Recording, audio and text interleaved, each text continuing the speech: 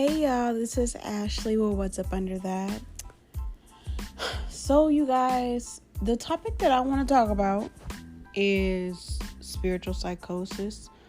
I've been wanting to talk about this for a while, but I've had a conversation about it, twice recently, and I've just been seeing the word psychosis floating around a lot. So I'm just sitting here like, you know what?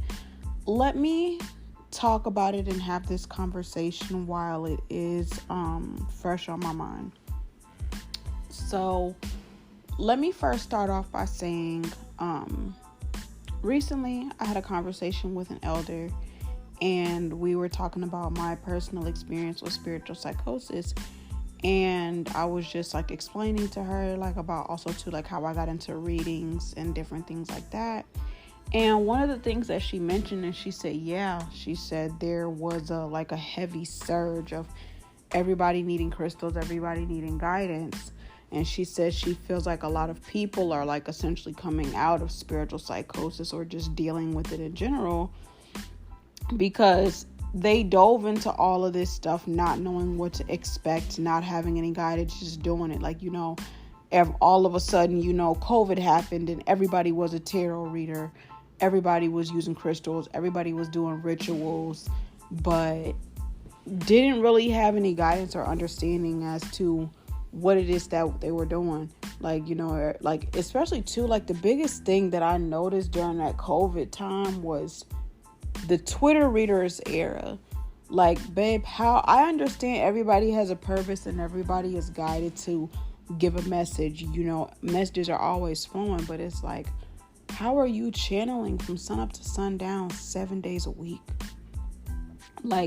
How exactly are you affording to live doing, $10 readings?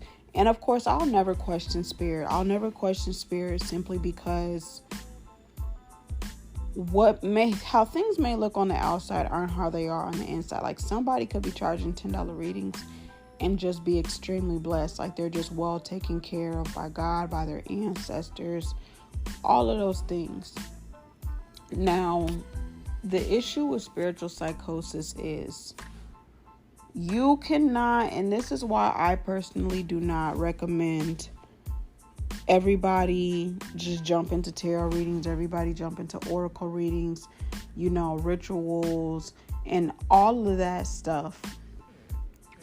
Because a lot of people that step into this journey may or may not have spiritual gifts, such as clairvoyance, claircognizant, being a psychic, being a medium, and things of that nature.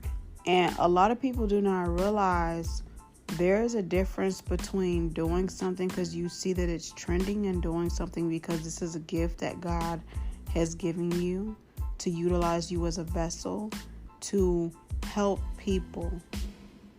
And as I'm saying that, I'm getting a download, essentially with the work that it is people do, you bring them closer to God. How people say, Christ consciousness and all of those things, and being conscious on your spiritual journey. It's essentially getting you back to a state of harmony, getting you back to a state of bliss, a state of peace, because there's so many things that can easily dismantle that peace and have you spiraling, going through depression, going through sadness, going through schizophrenia. And I'm going to touch on that too in just a second. And it's so many of those things can throw you off, and it's mentally it's not a good place to be in. There's so many instances where I just kind of hold space for myself, and I'm so grateful I did not end up where I thought I wanted to, because just even seeing now how much my gifts have developed from 2019 till now, how sensitive I am to energies. If I would have been continuing to live the lifestyle that I lived in 2013 to 2015, I probably, who's to say where I would be? I can't even say, because I can't say. But the biggest issue too with spiritual psychosis is a lot of people do not realize when you are giving people readings, you are tapping into their energetic field. There are people that are out here dealing with depression. There are people that are out here dealing with schizophrenia, real life schizophrenia. There are people out here dealing with bipolar. Now, in my personal opinion, schizophrenia can be two things. In my opinion, heavy on my opinion, schizophrenia can be a chemical imbalance in the brain. That's just my take on it. That's not factual or by research. If you want to look it up, you can. But in my opinion, schizophrenia is also when you are not grounded in a sense of reality. Because with schizophrenia, you know how people hear voices. Those voices can be spirits. And if you are not able to control everything that it is you're hearing because you don't have a grounded sense of reality, it can eat your ass alive. And that's a lot for people to handle. And just even too, like bipolar, there was a girl that I had a conversation with, and just kind of replaying the conversation. And one of the things that she told me was she was dealing with schizophrenia and bipolar and things like that. And it's like, and from what it is that she spoke of and what it is that she said, in her case, and this could also go for a lot of other people as well, when you're dealing with bipolar, that is not a general chemical imbalance. It is almost as if there is a certain type of spirit that is attached to you. And it's almost kind of like it's that spirit and it's your soul fighting to be in a specific place. That's why people that, like certain people that deal with bipolar that don't have a chemical imbalance, why sometimes they're unrecognizable, because it's almost like a fight between spirits. Kind of like what you see in the movie The Exorcism. I think it's Emily Rose, how she's one way 1 minute, and then when that spirit is like possessing her vessel, she is something completely different. And it's like one of the biggest reasons that shit can be so exhausting dealing with that is because the way that energy drains and the way that energy pulls on your body, it's almost kind of like, in a way, going through a depression. Seeing somebody at their highest point and seeing somebody depressed will show you two completely different people. Now, just like bipolar, depression can also either be a chemical imbalance or it can be spiritual. A lot of the times, a lot of these physical things that we deal with start off spiritual and then they manifest into the physical. Now, just how all of that specifically plays into spiritual psychosis, like I said, people are diving into energies they have no awareness of. And something that my ancestors told me, like whenever you're doing readings for other people, you need to make sure that you are praying. You need to make sure that you are asking, like, you know, a prayer that a woman once told me about a couple years ago is like, you know, spirit, cover my eyes and cover my mouth, so that I'm trying to think, like, in this moment I can't fully remember it, but just like, you know, bind my flesh, cover my ears, cover my mouth, so that only the truth can be revealed. Protect my spirit from unknown energies and anything attaching or whatever, because a lot of times people can have spirits that attach themselves to these people, and you're fine and you're good. Next thing you know, you do this person's reading, their energy completely flips and it never goes back to being how it was before you did a reading for them. And now you're dealing with chaos in your life, you're dealing with depression, you're dealing with sadness, you're dealing with all these different moods. And to me too, like as I'm saying this, it's like I'm getting downloads as I'm saying it. And I feel like even too, that's why a lot of people went through that sense of spiritual psychosis, because motherfuckers was out here charging $10 for a reading, $111 for a 30-minute fucking reading, $11.11 for an hour and a half reading. They're accepting any and everybody's accepting any and body energies into their own damn energy field. And that's the one thing I learned about business. Mixing business with spiritual practice, especially during the COVID tarot oracle era. Everybody was sick. Mentally, physically, emotionally, spiritually. People were looking for answers. People were looking for guidance. People that had been running from their demons for years, through having sex, through partying, through smoking, not addressing any of that shit. And then, readings started happening, and now we got people charging the low for readings, and they're dibbling and dabbling in everybody's energy. They're doing readings for the collective. They have people sucking the life out of them, constantly coming to them for answers. Like, you can't just leave yourself out. You can't leave yourself out in the open like that, vulnerable to all those energies, and think that shit's not gonna fuck with your mental. Like, you can't. And in my personal, I can't really give all the details because it's not my place to give.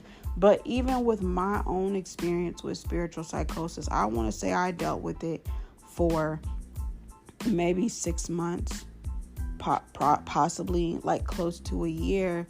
And it was essentially like the biggest reason why I dealt with that is because at that point in time, I was not keeping up with my spiritual hygiene. I was not grounded in my reality. I was constantly searching for answers, constantly searching for whatever the case is. And how that saying is, sometimes you need to silence the noise and go within to find the answers. While that saying may sound very cliche, it's very real, because when you are out here constantly searching for answers, there are not just good spirits. There are also evil spirits that roam the realms of both the spiritual and the physical, and they will allow these answers to present themselves in whatever way possible. Another thing with that too is just even with those that work with your ancestors, when your ancestors see that they are trying to give you advice and they're trying to tell you something and you're not listening, in order for you to learn that lesson, they will allow you to go through that. They will allow you to go through that spiritual psychosis. I know, because my own ancestors allowed me to. And when it came to a point where I had I'm just going to say breakthrough, because that's another story for another time.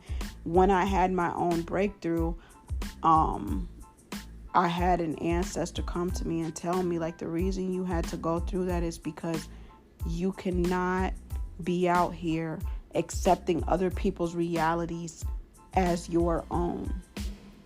Like, you just can't. And it's like, that's another thing, going back to the whole collective readings. Like, motherfuckers during that time of COVID was in some toxic ass relationships. Like, that was the start of the shadow work and healing era for a lot of people.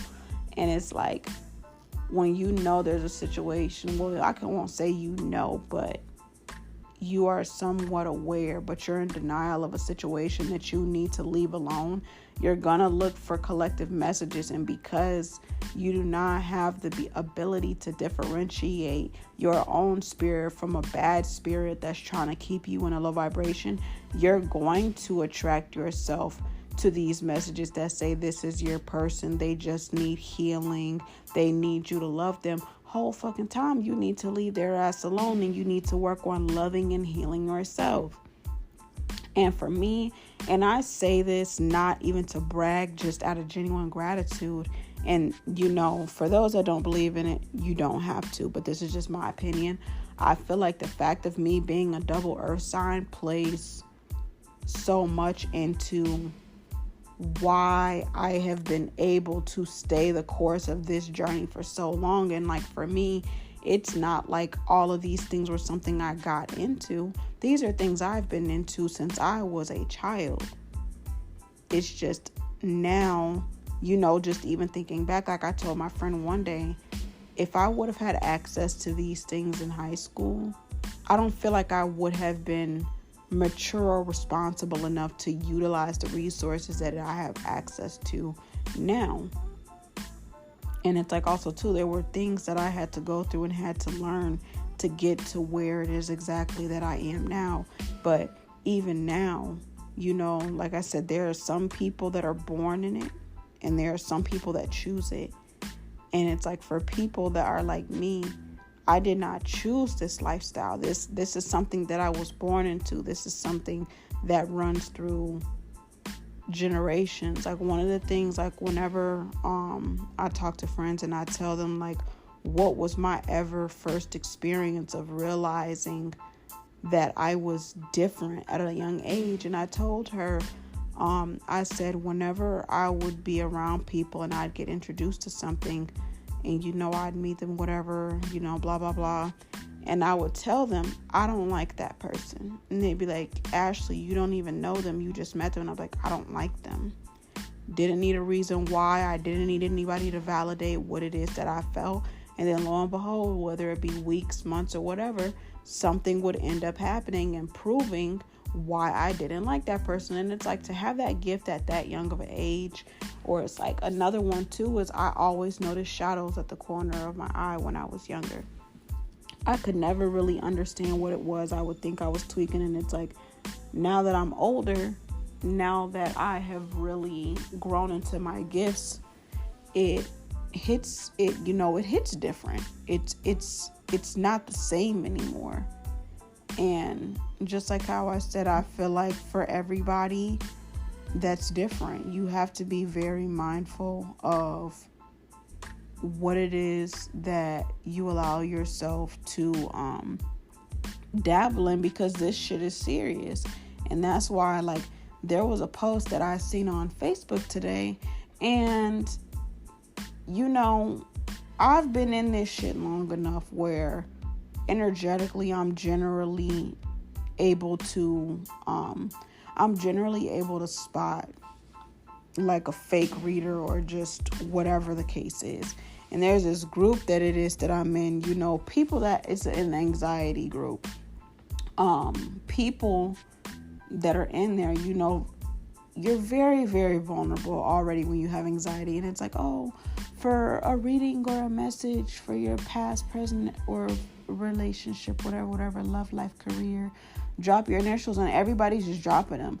And the fact that I've had to speak on this twice, about spirits twice in one day, I feel like that was me being in the right place at the right time, because I commented like, look, y'all don't know who this person is. Y'all don't know who it is that you're dealing with. The moment that you drop your initials, you are consenting to somebody being in your energy. You don't know what this person is doing. You don't know what this person's energy is like.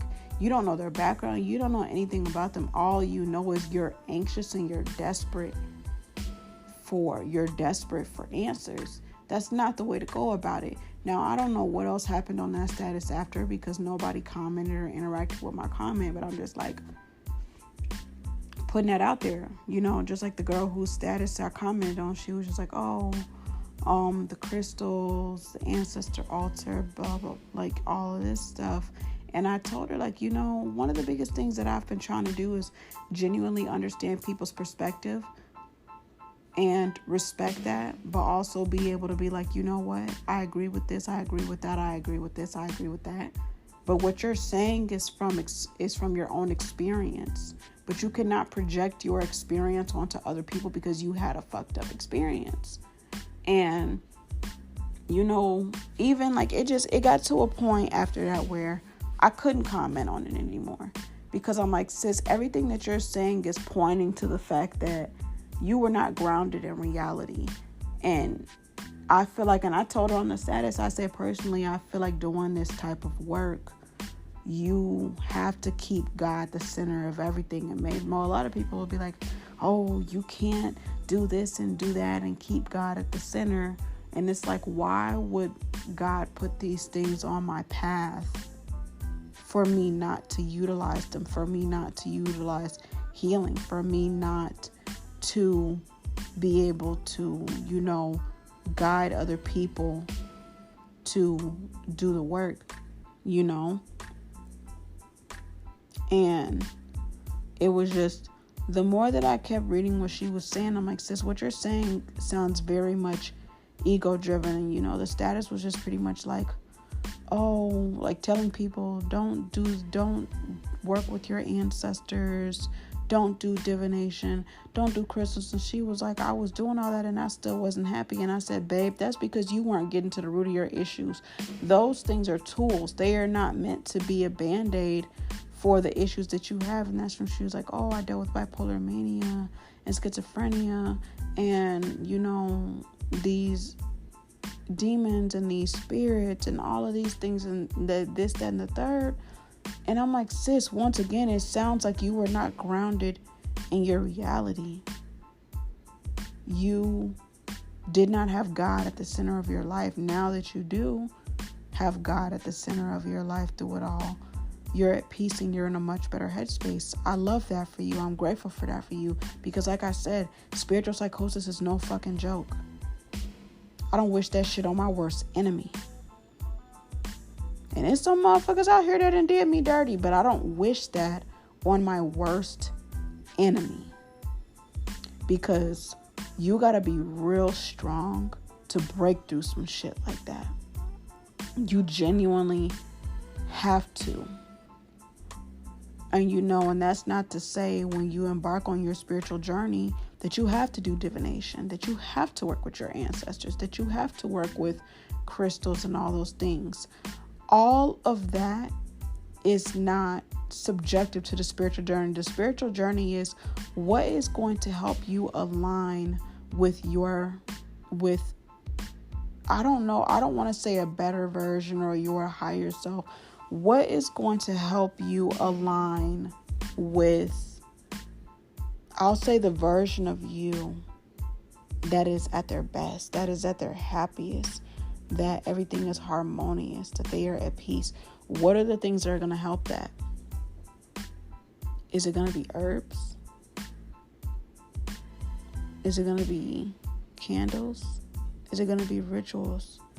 Is it going to be connecting with your ancestors to help you gain and have access to that knowledge and those things? And I say that especially too because, and that's another thing, if you are unaware of who your ancestors are, working with them can be a little bit more difficult. And I say that because a girl I used to be friends with, that was something that I helped her with. Now, luckily for her, she had one ancestor in particular that she was familiar with, so that kind of gave her a starting point. But even for me, one thing that I can say proudly, say this shit from the mountaintops, I've been working with my ancestors since 2019. They have never failed me. Never. And I'm at a point in my journey like where, for the most part, as far as my immediate ancestors, I am able to decipher with who it is that I'm hearing, but the reason why, I want to say it's called clairsentient. I don't know which one it is with clear hearing, clear audience, because I have been working for years to strengthen that gift. I know who it is that I'm talking to. I know because each of their energies feels different. But that is something like any relationship. That is something that you have to work towards. And just as far as what between ancestors or a relationship with a living person. A living person, it might be a little bit different because you can see them and talk to them on a daily basis. Whereas with your ancestors, it's different, especially for me personally, because two of my ancestors, in specific, my grandmother and my great-grandmother. My grandmother, she was alive when I was a baby. You know, she babysat me. But I have no recollection of her. Whereas with my great-grandmother, I do have a recollection of her. I don't really remember her voice as much, but I remember what she looked like. I remember her energy, but it's weird because with my grandmother, I hear her voice. I know what her voice sounds like. And it's weird considering the fact that I've never met her, but it's just one of those things. It can't really be explained when you know, you know. But the one thing too I remember how soft-spoken she was. And it kind of caught me off guard because she's a Gemini. And Geminis are rarely soft-spoken. And I remember I was talking to my mom one day and I asked her, like, you know, what did she sound like? And the way that my mom described it was exactly like the voice that I heard. Now, everybody does not have that luxury of knowing what this ancestor's voice sounded like, what their energy was like, what their favorite things were. They may or may not have people to tell them that. So I'm grateful to even have that further confirmation, like, okay, what I've been feeling and hearing is right. But also, too, I am at a point in my journey where,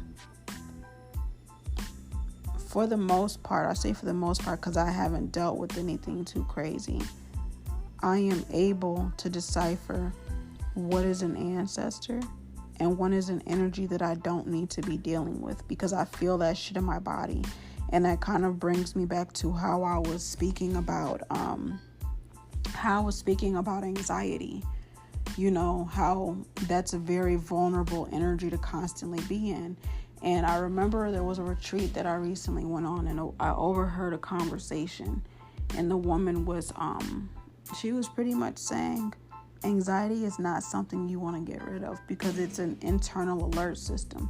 Now imagine if I completely had no anxiety at all and I was working with a spirit that I had no business working with, or I was dealing with an energy I had no business working with. If those red flags, those internal red flags in my body did not go off, I could get myself into some shit that's hard to get out of. Plain and simple. But, you know, another thing that the girl mentioned too on the status was, you know, people are not your healers, God is your healer, and things like that. And I will say I agree to an extent. You know, we are all simply vessels that God is utilizing for the sake of healing. That's why the way that everybody heals is different. Somebody may heal with herbs and somebody may heal with Reiki. And I think that's the thing that gets me a lot of times, is because, you know, they spoke about what Jesus was capable of. And it's like all of the things Jesus was capable of sounds like witchcraft. So why would God give you these same abilities and you not use them? Like that makes no sense at all. Like, I know even for me, going back to how I said there's a difference between when it's in your destiny and choosing it. Like for me, Reiki is another thing. I remember once there was a friend that I was talking to, and I remember she was crying one day and she felt sad, and I'm like, I really want her to feel better. And I was doing dishes and I kind of like scrunched myself up and just felt this sense of warmness in my body, like I was hugging her. And out of nowhere, like as I'm doing the dishes, she said, Ashley, this is a really weird question, but are you hugging me right now? Because she stopped crying. And I was like, I did send you a hug. And then, you know, fast forward after that whole little thing, she said, you know you do Reiki, right? And for the longest, I was like, girl, no, like da-da-da-da, this, that, and the third. Like, this was something essentially, too, that I dreamed of doing as a kid. But I'm like, no, you know, that's not it, blah, blah, blah, blah, this, that, and the third. And it wasn't until I got, quote-unquote, Reiki certified. And it was one of those things, like I say, it's some people, it's in them, some people, it's on them. If it's on you, you got to get certified. If it's in you, it will awaken when God says it's time. And Just even like with Reiki for me, if somebody would have told me that I would have done the work that I've did with Reiki and, helped the people that it is that I've helped, I wouldn't have believed them. Now, kind of going back to reference what it is that the girl said about, healing people, essentially we don't heal them, because it's like you can give somebody tea for a sore throat and that can make them feel better, but they still have that free will to keep doing the things that made them sick.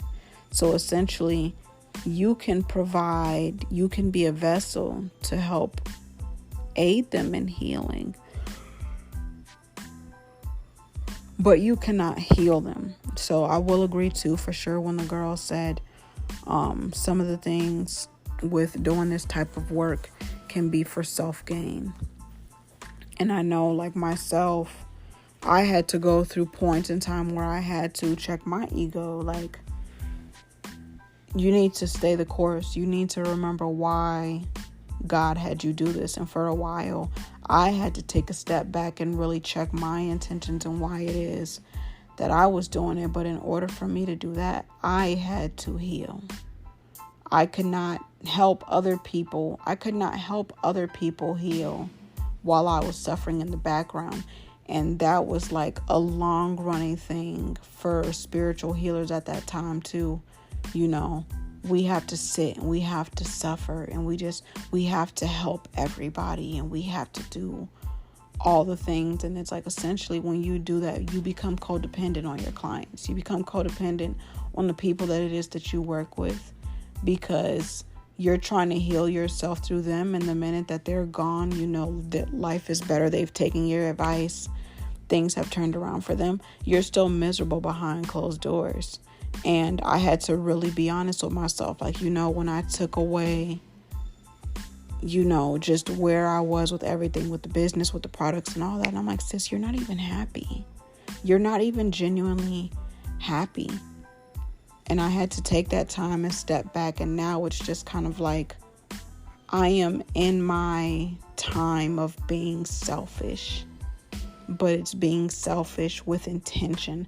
I'm not being selfish to be rude. It's because I cannot be what God wants me to be for other people if I'm not being what I need to for myself. And that goes for all healers. You can't be out here trying to provide healing and assistance for everybody else and you're breaking down in the background. It doesn't work that way. It doesn't. And it's gonna fuck you up every single time. It's what's gonna lead you into spiritual psychosis. What people set up and dealt with that caused their mental issues is now your issue. And sometimes spiritual psychosis isn't always to scare you. Sometimes going through spiritual psychosis is to force you to have a better relationship with God. And now that I'm out of the, I don't believe in God era, because I know, just like I said in that status, God is essentially a spirit. He's just a very powerful spirit. And he is a spirit that lives within us. Terminology that I use is very interchangeable, but those that understand. When I say my spirit, essentially, it's still God.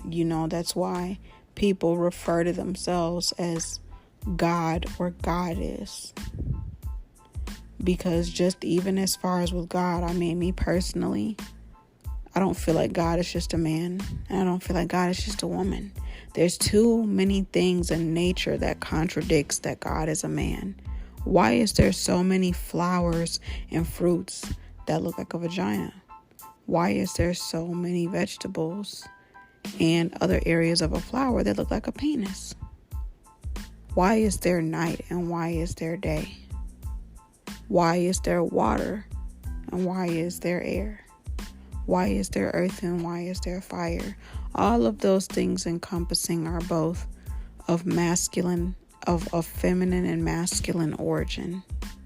And that's why I can never participate in that as in that God is a man, or no, God is a woman. I can't even remotely bring myself to engage in that, because it's like, babe, too many things in nature prove that God is both. It's too many things. And it's just like, essentially, like I was saying with the whole, your spirit and everything, like how people have that saying, and this is going a little bit off topic, but I promise it still makes sense. How people sit up and say, oh, Jesus is going to come back. And I feel like a lot of times I'm not ever going to judge what somebody may see in their moments, whether it's an out-of-body experience, near-death experience, and how they say they saw God. I'm not going to judge that or say it isn't true, because I've never had that experience. But I do know when it comes to Christ consciousness, it's about thinking about in what ways can we be more like Christ? What does life look like when Christ is at the center of it, when God is at the center of it? And I can say, after dealing with depression from 2021 till about last year or so, into last year, going through that long of a depression is heavy. It's difficult. There's some days that I ask myself and I say, I don't know how I got through that. I genuinely don't. I have empathy, I have compassion, and I have grace for that version of myself, but I don't know how I did it. I say I don't know how I did it because it's just miraculous to me, but I know it was God. I know it was my ancestors, because I was very conversational with them during that time. But looking at where it is that I am now, and of course, I still have work to do on myself, but looking where I am now, how much more I value my peace, how much more I value my happiness, how, while there may be resistance at times, I'm less reluctant to let go of things that don't serve me, because I don't like feeling anxious. I don't like feeling depressed. I don't like any of those feelings. Now I know, life happens. Things circle back around. Things do their thing. I may have felt something years ago, and there may be a time where I feel it again, but it'll be different because I have a lot more tools. I have a lot more support. So it's like, above all, like I said, I agree with that girl. Prayer is everything. Keeping God at the center of everything is needed. If you're going to embark on a spiritual journey that encompasses divination and all of those different things, you need to make sure that God is at the forefront of that. You need to make sure you're praying over yourself and praying over the work that it is that you're doing, because there is a lot of ingenuous and evil and greedy and hateful spirits. And I'm not just talking about the evil spirits that live within people that refuse to break a cycle. I'm talking about real life spirits that will fuck your whole entire world up if God is not the center of your life. If you do not have a relationship, and this is not saying it's mandatory, but I'm saying for some, if you don't have a relationship with your ancestors, so they can equally give you guidance. Now, like I said, having a relationship with your ancestors is not mandatory, but it's highly recommended. But above all, just like they would have if they were on this physical plane, keep God at the center of things. Ask God for signs of where to be led when it comes to your purpose. Do not try to dabble in any of these things for the sake of it being a trend. or because you're curious. Because one thing that I was telling my friend a few weeks ago, when you step into this area of life, things are never going to look the same. They're never going to go back to being the same. Once you fully open that Pandora's box, there's so many things that you can't unsee. You can't, no matter how much you try. And I feel like that's what fucks people up also, is because in the deep aspect of spirituality, there's so many things that you see, and you get to a point where it frightens you. It makes you anxious. You want it all to go away, and you can't. And that's why, like I keep saying over and over, until I get this shit ingrained in y'all head, you have to be grounded in a sense of reality, because the spiritual realm is a realm for a reason. The veil is there for a reason. When you are always tapped into the spiritual realm, that shit can do more harm than good. And that is also something I had to learn the hard way, which is why I made it a point to embrace being human, enjoying the things that God put on this earth, not divination, not crystals or any of that stuff, but genuinely enjoying it, embracing the time that I have with the people that are around me, showing gratitude for the friendships that God has given me, that have gotten me to where I am, that have helped me to heal, that have provided the space for me to vent without judgment, so I could learn to better have grace and compassion, not only for the person that I am right now, but the person that I used to be. And if I had not allowed God to move in my favor, to give me things that I didn't know I wanted or needed, if I wouldn't have allowed him to take away the things I thought I wanted, I would be absolutely miserable right now. Absolutely miserable. And I feel like, and this is something that I'm learning, even with, people that may have hurt me. Everybody deserves peace.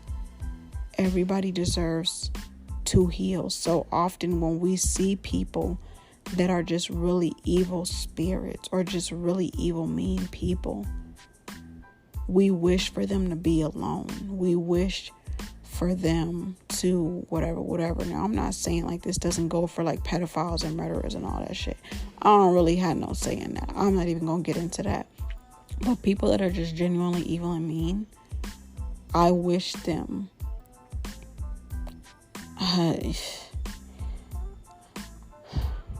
some days it's harder than others, but I wish them healing, because I know that I have not always been a perfect person. I have not always been the perfect daughter or friend or girlfriend or whatever the case is, because none of us are perfect.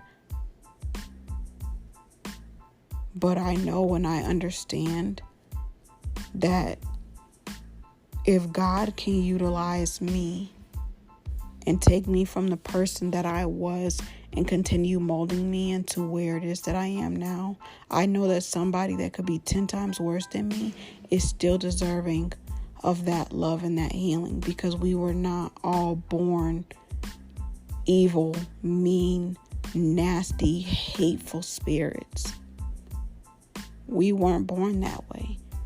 So we're not deserving to remain that way. Now, some people may stay that way because it is a part of their contract. That's why, like a Facebook saying, we're not meant to heal everybody, simply because some people, God placed some people on this earth reliving the same cycles over and over again to show you what happens if you don't heal.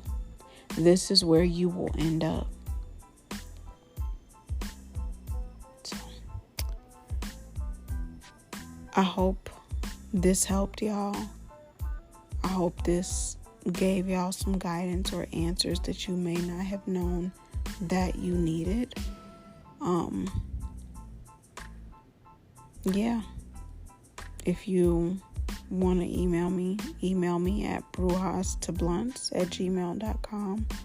I would love to talk to you guys more, as I say all the time. And I wish you peace on this journey, because the person that I was 5 years ago and where I am now, she thought she knew peace. She didn't. And that's not saying that in a judgmental way, but she didn't. The peace that I have now, the peace that I fight to protect, it hits different because of all the trials and tribulations that I had to go through to get here. So I hope you guys have an amazing evening, and I will talk to you soon. All right, bye.